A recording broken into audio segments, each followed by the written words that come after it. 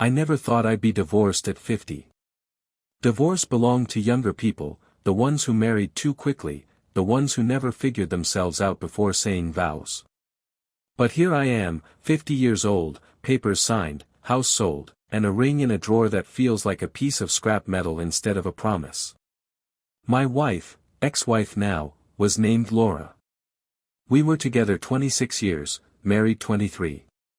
We met in our 20s, broke, working at the same diner. She was a waitress, I was a line cook.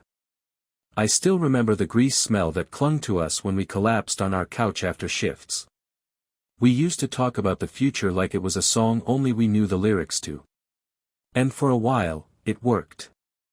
We bought a small house, had 2 kids, survived job changes, bills, broken cars. We weren't glamorous, but we were solid, or so I thought. Looking back, the cracks had been forming long before the final break. Conversations dwindled into logistics. Did you pay the bill? Who's driving Sarah to practice? Nights together on the couch were spent scrolling phones instead of talking. I assumed that was just marriage, comfort, silence, routine. But maybe silence is just distance that nobody calls by its name. The unraveling started 5 years ago. Laura grew restless. She signed up for painting classes, book clubs, yoga retreats. I was happy she had hobbies, but slowly, I realized I wasn't part of them. She stopped telling me about her day. When I asked, she'd shrug, nothing important. One night, she told me, I feel like we're roommates, not partners. I laughed it off, said, all couples go through that. But she wasn't joking. We tried counseling. I sat in a beige office, listening to a stranger ask us to share our feelings. I admitted I'd become distant, that work consumed me. Laura admitted she felt invisible. We nodded, we cried a little, we promised to try.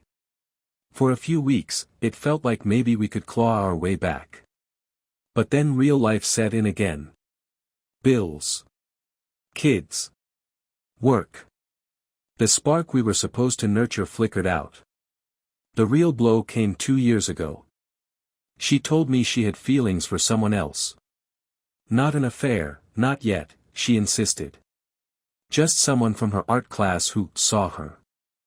I wanted to rage, to demand she cut contact.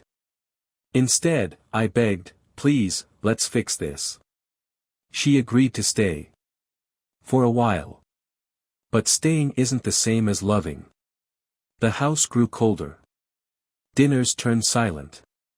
Our bed became a border, each of us clinging to our own side. I tried dates, surprises, small gestures. Flowers, tickets to concerts, even a weekend trip. She smiled politely, but her eyes were elsewhere. Last winter, she finally said the words, I can't do this anymore. I asked, don't you love me? She hesitated. That pause was the sharpest knife.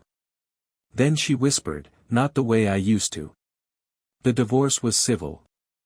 No screaming, no courtroom battles.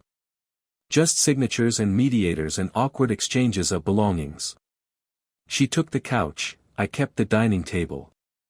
She moved into an apartment downtown. I stayed in the house for a while, until it became unbearable, every corner haunted by memories. Eventually, we sold it. Splitting the proceeds felt like dissecting our life together, line by line. Our kids, both in college now, handled it better than I expected. They were sad but unsurprised. We saw it coming, my daughter said gently, which hurt more than if she'd been blindsided. I realized they had been watching us drift for years, quietly bracing for the inevitable. Now, my days feel muted. I go to work, come home to an apartment with bare walls, eat leftovers, watch TV I don't care about. Friends tell me it's a chance to start fresh, to find myself. But starting over at 50 feels less like freedom and more like exile. Sometimes I dream of her.